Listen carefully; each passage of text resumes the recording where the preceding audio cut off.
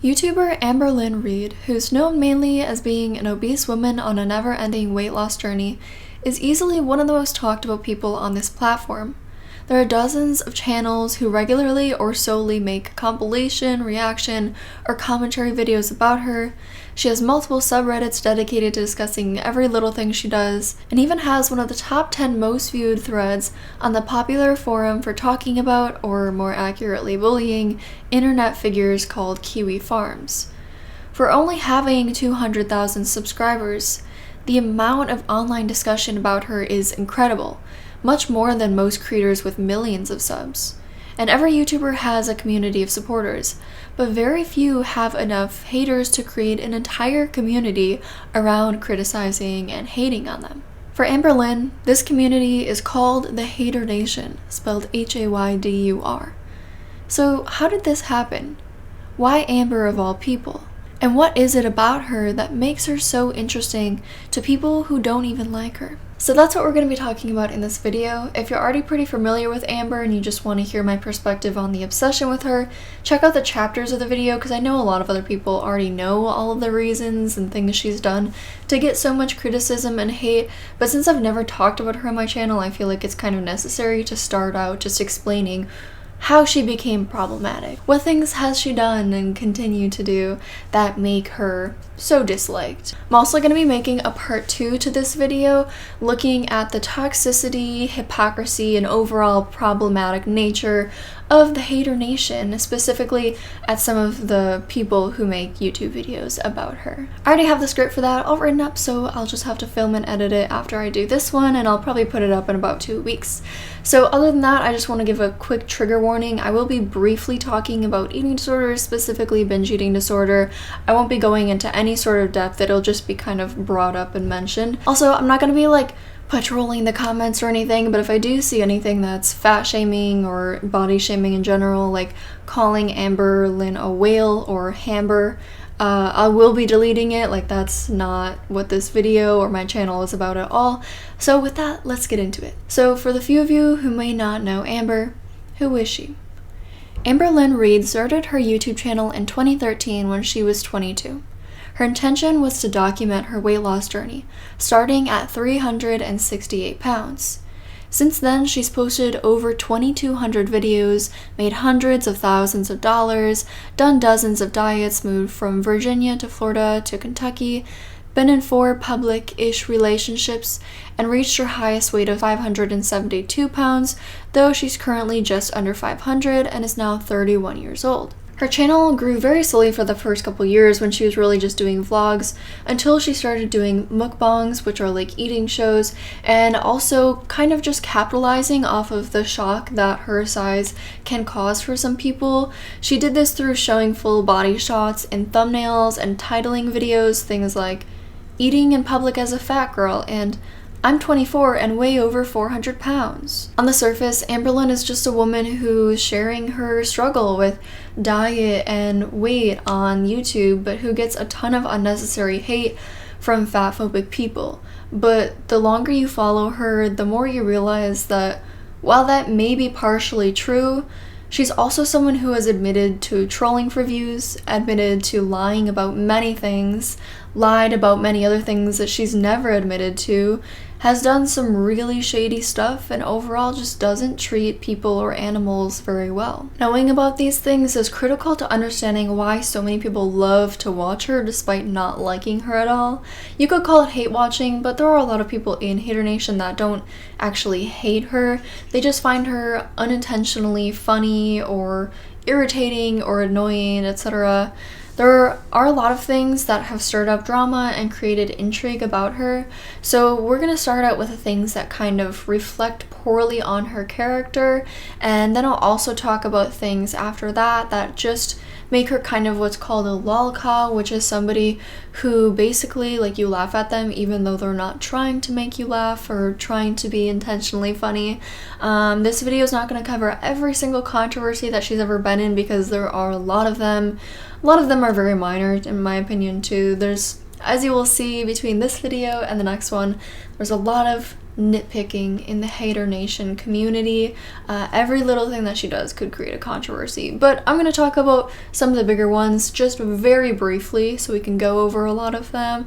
But rest assured, there are videos about every single individual controversy that I'm going to talk about, which you can search up yourself, and they're pretty easy to find because there's a lot of them. So let's start out with her lies. Amber has a video from about 5 years ago called Confessing Everything I've Lied About, and this video caused a lot of distrust in her from her audience. I think this is probably the foundation. This is like the beginning of her audience not really believing anything she says, because it's like if she's willing to lie about all these things and things that she'll mention in other videos that we're gonna go over, like how can we trust anything she says? I think that's the mindset of a lot of haters. So first up, Amber had stated that her and her ex-girlfriend Destiny had moved from Florida to Kentucky to take care of Destiny's mom, who was sick. In reality, they just wanted a change of scenery, basically. It had nothing to do with Destiny's mom. Amber had made a video where she told everyone that her aunt had stopped talking to her, completely cut her off just because of the fact that she is fat. In reality, Amber admits that the aunt stopped talking to her because of how Amber is, who she is, and how she is as a person, basically. She says she hasn't been very transparent about her weight and the fluctuations that she's experienced. Anytime anyone would ask her about gaining weight, she would always just say she was losing. This has led many people, even to this day, never ever believing the weight that Amber says that she is. She told everyone at least 100 times, in her words, that her ex Destiny had not gained weight since they started dating, but she admits that she actually had. She told us that she was a full-time PCA worker when she was actually just a part-time PCA worker. She lied about making enough money from YouTube to support herself during a time when she actually didn't. And she has said that she didn't have high blood pressure, which in the live video she says is true, but she does have borderline high blood pressure. And she didn't mention that because she wanted people to think that she's healthy, which also to this day leads many people to think that she has lied about her health issues. Many people believe that she has diabetes, even though she's adamantly, repeatedly said that she doesn't. She has another video just like this from 2 months ago called I Lied and I'm So Sorry, where she responds to a video made by creator Young Dumb Honey Bun. Her video was called Amberlynn Reid, Please Address These Inconsistencies. Young Dumb Honey Bun is like a commentary reaction hater channel who she has a lot of drama situations herself, and we're going to be talking quite a bit about her in my part 2 of this video, so stay tuned for that if you're interested. But here, of course, Amber admits to some more stuff. So the first one is her contradiction around when she was diagnosed with bipolar disorder. She had said in tweets previously that she was diagnosed at a young age, and then 3 years ago she made a video saying that she was finally diagnosed with bipolar. She addresses this by saying that basically she was told in therapy as a teenager that she showed signs of bipolar, and she just took that and ran with it and claimed she was diagnosed, but she wasn't actually officially diagnosed until 3 years ago. There's even controversy around that though, because she claimed to get diagnosed after literally just one appointment. Like, she had her first appointment with this psychiatrist she had never met before, and she claims in this one appointment not only was she diagnosed with bipolar, but she was also diagnosed with depression, anxiety and panic disorder, and obsessive compulsive personality disorder. So diagnosed with 4 different things in one single appointment. I don't know anything about that, but a lot of people who work in the field of psychology, psychiatry, and who have also been diagnosed with these things have commented, and like every single one of them says that's not how it goes. I've seen a lot of people say it took them over a year to get diagnosed with bipolar, but I don't know.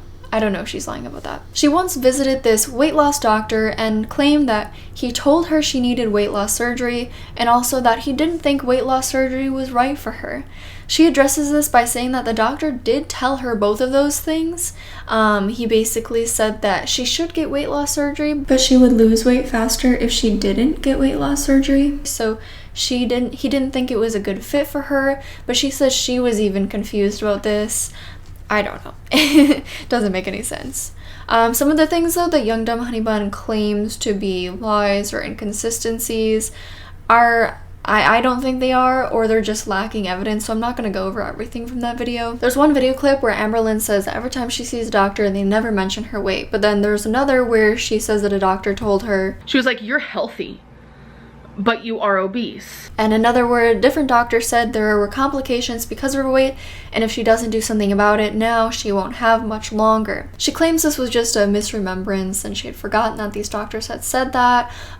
She also willingly admits that the one doctor had actually said, you're healthy, but you are overweight. She did tell me you're healthy, but she actually said overweight. She didn't even say obese. I like literally exaggerated here.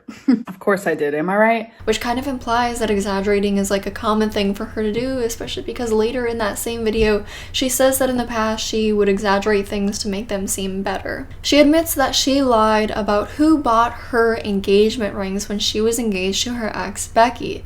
Originally, she told everyone that Becky had bought them, but Amberlynn actually purchase them for herself. It's pretty much consensus that Amber also lied about her ring size and price. When Becky tried to sell them online after they broke off the engagement, somebody found the listing and showed the size being bigger than what Amberlynn said, and the brand was a really cheap one when Amber tried to make it seem like these rings were so expensive that she was like scared to wear them out in public because she was scared to lose them, when in reality they were just like a couple $100s. Next in the video, there's a screenshot where Amberlynn writes that she's never lied to or manipulated her audience, but then there's also an infamous clip where she says, let's say I do gaslight my audience. Who freaking cares? Who cares? Obviously, she has lied to her audience, she's admitted to it, and gaslighting is a form of manipulation. In the response to Young Dumb Honey Bun, Amberlynn says that she's not gonna say she's never gaslit her audience, because if we feel gaslit, then we have been gaslit. So earlier this year, Amberlynn copyright struck a compilation channel called Apathetic Facts 8 times. Now, 3 copyright strikes gets your channel deleted, and you know, I had seen some of Apathetic's posts from around this time, videos, and I wasn't convinced that some of them were fair use, so I'm not saying that Amber was necessarily completely in the wrong for all of them, because some of them I don't believe were reinstated, though Apathetic Facts does say some of them were. Okay, that's besides the point. But basically, Amber gave 2 reasons for why she took them down, and Young Dumb Honey Bun considers that contradictory, but Amberlynn says, and I agree, like, you can have multiple reasons for doing something. That being said, Amberlynn also claims that she wasn't trying to get the channel taken down, just the videos. But that's where I think the lie comes in, because it's like, if you've been on YouTube for 10 years, most people by that time would know that 3 copyright strikes get your channel removed. There's also, like, I can see, and I'll show you on the screen, what the back end of, like, filing a copyright strike looks like. First of all, if you just wanted the videos removed, you could just reach out to the content creator. Like, YouTube makes it, they give you that option where you can send an email to them that is actually, it comes from like a YouTube email. So you can do that. Then also, when you're going to strike somebody, you have to check one of 2 boxes. One is to just do the strike right off the bat, but the other one is to send a 7-day notice to the creator, who can then remove the video in that time and avoid the strike. And if they don't, then after that 7 days, they will get the strike. Like, if she really just wanted the videos removed, I don't see why she wouldn't have done the email or done the 7-day wait period thing. Like, I don't believe that. She's definitely lied about more things than just that. Many people consider her to be a pathological liar, but for me to go over every lie, it would just be there's no point for this specific video. But next we're gonna move on to how she treats people poorly. So let me introduce you to some of the Amberverse characters. Amber's relationships in order go Casey, Crystal, Destiny, Becky, and currently she's dating somebody who we'll call Wifey, as they want her to remain anonymous. So Casey was from pre-YouTube days. Amber was dating Crystal when she started her channel. The Destiny era is kind of considered like a nostalgic time for many people. It's kind of like the peak of her channel entertainment-wise. She was out doing a lot of things with Destiny, and it was just a lot more entertainment, I suppose. And then the Becky era was when Amberlynn's channel really started to take off, from my knowledge. It might have been kind of at the tail end of the Destiny era, to be honest.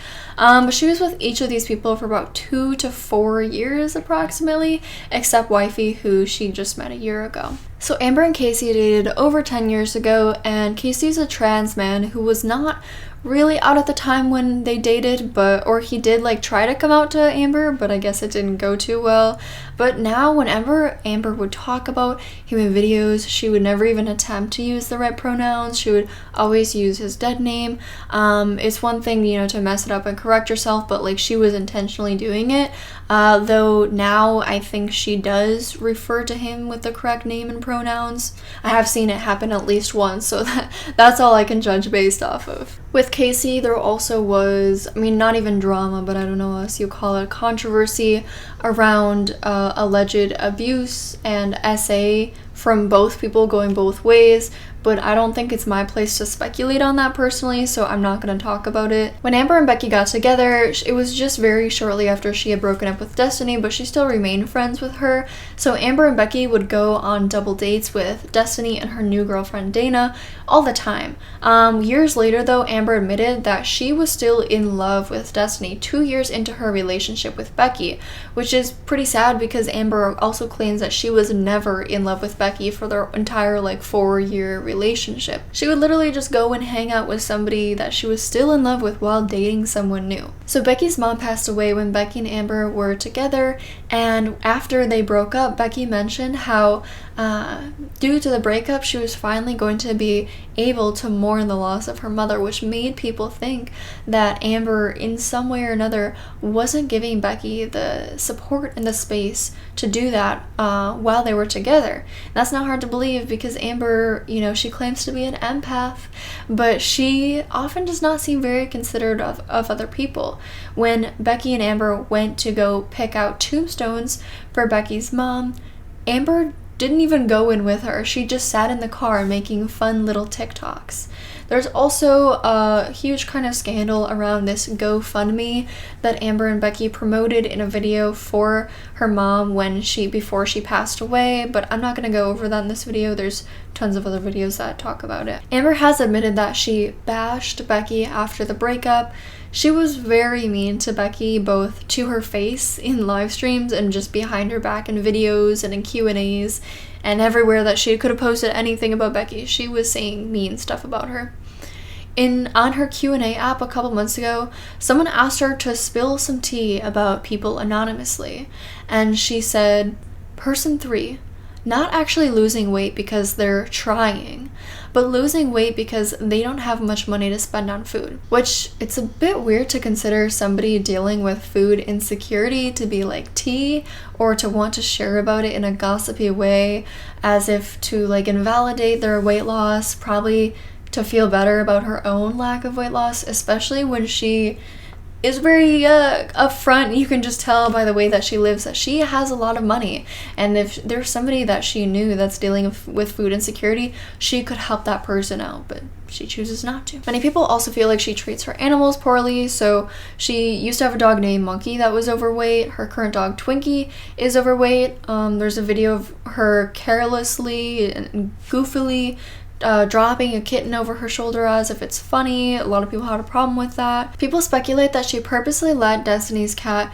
outside to get lost so that they could get a new one that Amber wanted and could be considered like her own. The place where they were living at the time had a pet limit, so they couldn't just have Destiny's pet and then Amber would get a new one. While Destiny was sad about her lost pet and making missing cat posters and doing all of that, Amber was just living her best life and showing her audience that she had already made a pet fund to buy a new cat. This was like right after Destiny's cat went missing, so not much of an empath there. Her dog Twinkie was once acting weird. Amber said that she looked like she was in a lot of pain, but she didn't take her to the vet because it was after hours, and Amber claimed that they didn't live by any 24-hour vets because she lives in a rural town. At the time, she lived in Somerset, Kentucky. So instead of taking care of the dog, her and Becky went on a double date with Dana and Destiny to Chili's. Reaction channel Michael B. Petty looked up the town and found that there was a 24-hour vet literally 6 minutes from the Chili's. They were on the same road even. People also compare this situation to when Amber drove to the nearest big city, Lexington, Kentucky, which is an hour and a half away, to go to the Cheesecake Factory, like in the middle of the night. But she couldn't have driven her dog that was in pain to that same city, which would definitely have had a 24-hour vet. And there's more things, but let's move on to the trolling. She once said, I am obsessed with being the troll queen. Like, literal trollin entered the chat. She said it was during the Destiny era when she started to make really good money on YouTube. And she realized that the more she showed her body and the more she ate, the more views she would get. She claims she would troll in multiple videos at that time by doing things like eating cereal out of a huge bowl and making it seem super hard for her to get down this flight of stairs. She also claimed that if she ever started doing mukbangs again, it would be because she was in need of money. And then like a couple months ago, she did, I don't know, eight or so mukbangs in a row, but she claimed it was because they helped her not binge. She trolls and clickbaits her videos quite often with things like Taco Bell mukbang, I am a nutritionist, where she basically just makes this reference to another YouTuber, Nikocado Avocado, who jokingly referred to her as his nutritionist, or am I engaged? And I'm going to marry her, even though she wasn't engaged and said no, she's not planning on getting married. Honestly, I'm of the opinion that Amberlynn trolls a lot more than most people realize she does. I think she's fully aware of what to do, what to say to annoy the haters and keep them talking about her, and a very large percentage of the things that she does, like, she does them on purpose with full awareness of what the reaction will be. The majority of the money that she makes is from haters, so it's like she's got to keep them engaged, because if the haters get bored and stop watching her or content surrounding her, she will make significantly less money. If you look at the like to dislike ratios on her recent videos, I mean, YouTube did take the dislike button off, but like there's an extension that you can use to see them. I'll show you pictures on the screen if I still have them. She gets 80 to 90% dislikes on every video that she's posted over the past couple weeks. So that means you could assume around that amount of people watching her are haters. If the haters all stopped watching her, she would only make 10 to 20% of her income. That's not good. So I do think she does a lot of trolling. Amberlynn also has a lot of things that don't make her a bad person, but they just make her easy to make fun of and form a community around. Things that are just kind of quirky moments that she has. Like, I think a big part of what makes it easy to get into the hater nation is that it has its own lingo and all these different terms and phrases and quotes and moments that nobody from outside of the community knows about and would understand, and that makes a community feel more connected, and it probably makes it more fun too, you know? Like, what is Shrimpgate to somebody who doesn't know Amberlynn? What does despectful mean to somebody who doesn't know Amberlynn? And you are a despectful piece of shit. Nothing. Those terms have no meaning to anyone outside of the community. But in the Amberverse, everyone knows about those and makes jokes about them all the time. Amber says a lot of things that are easy for haters to joke about. These are called Amberisms, and I think they're especially appealing to haters because Amber once said, I use proper grammar no matter what I'm doing, whether I'm writing a note to somebody or whether I'm just texting or tweeting, no matter what it is. I just like have a really big like OCD with it. Like, it's kind of like a perfectionist problem. But then she goes on to frequently not be very good at grammar and just say a lot of funny things that she probably even looks back at and thinks are kind of funny. I mean, I can recall one clip where she says, books is good for the brain, and then she reacts to it in a video and she replays it like 4 times. I don't even remember this, but it's so funny. Just watch this. So good still. Find useless things. Books is good for the brain. Find useless things. I'm sorry, but that was so funny. But anyways, there's all these different references in the community that you kind of learn about more and more over time, and it makes it feel kind of like you're discussing like a book series or a reality television series with somebody who also has read or watched it. Okay, now finally on to why does the internet have such an obsession with Amberlynn Reid? Why is there such a huge interest in her? And why do so many people spend so much time consuming content from her or about her despite not liking her? So I think the first thing that needs to be understood is that the majority of Hater Nation started out as fans of Amber. You know, you, in the beginning, like, you watch her videos and you see all the hate and the criticism that she gets, and you just don't understand it. You see her as this woman struggling with weight and dieting. Many people can relate to that too, as they have their own struggles with weight or disordered eating, as Amber says that she has binge eating disorder, or they can relate kind of regarding addiction. Amber says that she has a food addiction. So even people with, you know, passive alcohol addiction, they can relate to her in that sense. So many people start out having a lot of empathy for her. When she mentions she started a new diet program or like a 14, 30, 100-day challenge, you start to feel hope for her that she will lose the weight. You see her sticking with it for a few days, maybe a week, she's losing some pounds, and you feel really happy for her. But then she quits and she says it was because the diet was too restrictive. So you feel bad, maybe a little disappointed, but you're like, you know, maybe she just needs to find something that works better for her. So a month later, she'll start a new diet. And again, you feel hopeful, maybe this is the one. Until 6 days in, she quits and says that this diet wasn't restrictive enough. And then you start to feel like, I mean, is she even trying? It just sounds like she's just making excuses. I mean, that diet was too restrictive and this one wasn't restrictive enough, so what is she looking for exactly? For some people, it really only takes 2 of these cycles, as they're called, for them to start changing their mind on her. But it's like it's just 2 short-lived diets. You know, a lot of people have started and quit 2 diets in their lives.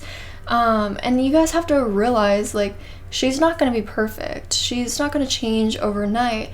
It is what it is. But as time goes on, more and more people start to pick up on the cycle, which there will be a picture on the screen for details if you want to see that. Just like some people might be a fan for a few months or a few weeks or a few years before they start to see it, and or they, you know, see her admit to trolling for views. They see her say one thing in one video and then a couple months later she's saying the complete opposite. Because, you know, it's one thing for me to sit here and say she's lied about X, Y, and Z, but it's another thing for you to watch her videos and have the memory of her in another video saying a completely contradictory thing. I kind of mentioned some of this earlier, but like there's a whole community around this, you know, it has its own name, the Hater Nation. The whole world around Amberlynn and her content is called the Amberverse. There's crossover characters like Foodie Beauty, Nikocado, Avocado. There's tons of inside jokes, tons of compilations of Amberlynn clips where you can see where these inside jokes come from. You can see her trolling her lies, her mistreatment of animals, of people, her poor grammar.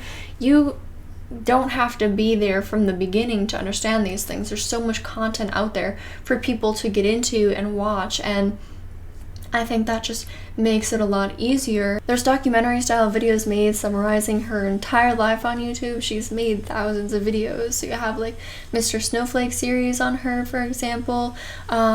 People summarize the different eras of her life, which are pretty much based around the different relationships that she's been in, since they always are like back to back to back. There's really not more than like a month in between any of her relationships, to my knowledge. I could be wrong on that, but like the Crystal era ended right when the Destiny era began, which ended right when the Becky era began, which ended right when the Wifey era began. Each of these eras brings a new character, a new personality from Amberlynn in many people's opinions, often a new location, and certainly new drama. So far this year, Amberlynn has posted a video every other day, and before then she was still posting very frequently. So there's a constant stream of content for her, for people to talk about in the subreddits, in the gossip forums, for people to make reaction and commentary videos about. There's always a constant stream of that kind of content. Therefore, every day you can go to the Amberlynn subreddits and there's going to be tons of new posts. It's also a lot easier to hate on somebody when you know you're not going to get really any backlash for it, because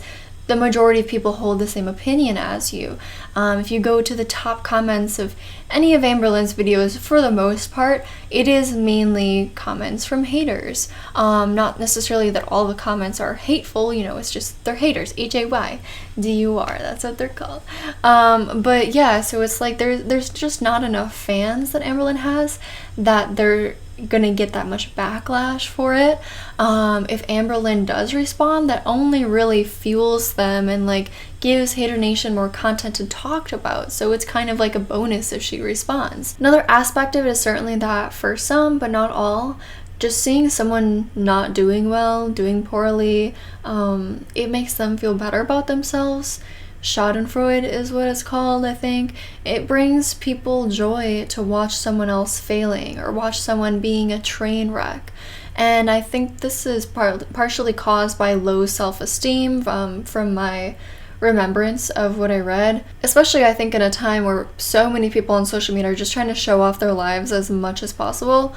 People get tired of that. People get tired of seeing everybody living certain, usually fake lives on social media and feeling like their life isn't as good as these people. And you know, when it comes to Amberlynn, like, I don't think that many people, quite honestly, would feel jealous of her or would wish that they had her life. If they did, it would more be because of how much money she makes from how little she works. But I think when people really sit and think about like what she has to do to make money, they realize that they're not jealous of her. They wouldn't want that life. Something that's important to point out is that there is probably a larger than average portion of her audience and in Hater Nation that struggle with disordered eating themselves and are overweight or underweight. Somebody did a poll on Reddit. There weren't that many responses, so it's not like this is some grand study or anything, but they did compare the amount of people who reported their weight, their BMI and whatever, to the national average of the US, I think, and there were less people of normal weight, more people under and overweight that followed Amberlynn and were in Hater Nation. That's definitely partially because some people start following her because they're having their own weight and diet struggles, and they're looking to follow people who are on weight loss journeys on YouTube. But then there's also people who kind of use her as reverse thinspo. I've heard it been phrased as like she is inspiration for them to lose weight. It's definitely easy to not feel bad for making fun of somebody who you consider to be a bad person or who you know does stuff to troll. Like Nick Avocado is a huge troll, so people make fun of him. Onision is a terrible person, and so people mock him a lot, or at least they did when he was more in the limelight. What makes it easier is that Amberlynn often plays into the mockery of her. For example, she recently titled the series that she did 500-pound Girl, like G-O-R-L. I believe this was originally kind of started as a meme because of the way that she pronounced girl. She would, instead of saying girl, she would say girl. So is it mean for haters to call her girl when she is calling herself girl too? Is it mean to call someone quirky and dainty ironically when they call themselves quirky and dainty in a trolling way? I mean, I do of course think she partially trolls for like monetary reasons, but I'm sure it also makes it easier to just cope and deal with the amount of hate that she does get. I mean, I definitely believe that she does get a lot of unnecessary hate that she doesn't deserve, like criticism. I'm always okay with criticism of people's actions, but hate, especially related to the way people look in their body, I'm never okay with that. But I think if the hate and the criticism she gets more related to her personality, I think it's a lot easier to take the hate and criticism when you know that people are hating on a fake persona of you rather than your authentic personality. I think that might be a reason that she trolls. I also do think Amberlynn is very entertaining. I know some haters think, oh my gosh, she's so boring lately, but it's like they still show up and watch her videos or recaps of her videos. Love that for you. But it's like she does make many videos, I will admit, that are pretty low effort, and so they can end up being not that interesting. But overall, I think a lot of the stuff that she says, just the things that she does, her overall character arc, I'm not trying to like dehumanize her, but I don't know what else to say. I mean, a lot of it is like, it's like watching a TV show, specifically a reality TV show, I guess. And that's, I think, a huge reason why a lot of people can get kind of obsessed with her content. It just feels like a new episode of a show every other day. When you watch her vlogs, of course, it's not like you're on the edge of the seat, just super excited to see what's gonna happen next, but it's more of just like a curiosity of what ridiculous thing is she gonna do next. When it comes to other people who are kind of put into the same category as her and are also focuses of Hater Nation, like Foodie Beauty, she's another overweight woman who is very problematic. But she, like, her recent drama is not really drama. It's just very, like, dark, serious stuff. And then you have Nikocado Avocado, whereas he can be definitely very entertaining, but he's a huge troll, and some of the stuff that he trolls about is, like, abuse, and a lot of people don't find that funny and don't want to support somebody like that. A lot of people don't want to support Amber. That's why drama or reaction commentary channels do get so many views, because people want to know what she is doing, but not directly support her by giving her a view on her videos. But in general, like, Amberlynn's content is pretty lighthearted and easy to digest. Like, the overarching factor of her being a morbidly obese woman, and that, of course, having negative health impacts for her, that's serious. That's not, oh, funny, lighthearted, blah, blah, blah. I understand that that's serious and that she likely will not live as long as the average person. Anyways, like, I do think that is, of course, a serious topic, her health, but I wouldn't really consider it drama. Like, her drama it's lighthearted and it can be kind of funny, you know? Like, it's her not losing weight and then wondering if maybe she's not eating enough food. It's her feeling bad for Destiny when they were together, because when I see her eat something that's bad for her, it breaks my heart because she doesn't understand nutrition like I do. It's her saying that she could marry Orange Chicken. Like, Orange Chicken is,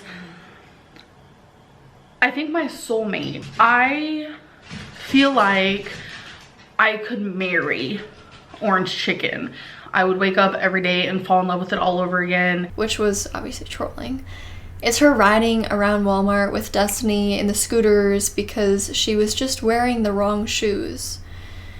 It's her not wanting people to judge her for her weight, yet openly saying that she judged another person she saw at a restaurant for being obese. It's her buying separate containers for everything she owns that already comes in a container, or things that you don't put in containers, like lint. You put lint in the trash. Maybe this doesn't play a role for that many people, I don't really know. But, like, personally for me, I don't like surprises. I like knowing what's gonna happen. You know, I like predictability. And of course, like, sure, new stuff happens in the Amberverse, but in general, she is doing the same stuff over and over. You know when watching a video that she's going to talk about diet, she's going to talk about food, counting calories, or maybe she's going to say what food she ordered takeout from. You know, she'll probably occasionally show a Torrid haul, an Amazon haul, a dollar store haul, a Trader Joe's haul, a Hot Topic haul. Later, she's gonna show her stuff, decluttering all of the stuff she bought in those hauls and dumping it outside on the ground of a Goodwill after hours. She's going to have a scratch art moment, maybe. I mean, she hasn't done that recently, but there was a good while where every video we're getting one of those. You know, you're gonna come to an Amberlynn Reid video and you're gonna see the new scratch art that she's done. You're probably gonna see wifey's hand in the background or her talking, and it's like a lot of that stuff is just, it's comforting in a way because it's not anything surprising, shocking. It can just be something you put on in the background while you're just doing your dishes or whatever. And there's something about Amberlynn's voice. I know I'm not the only person that does this. There's something you just, I don't mean this in a negative way, but maybe monotonous is the right word? Maybe not. But there's just some kind of monotony. Here I'm being Amber, this is something that she would do.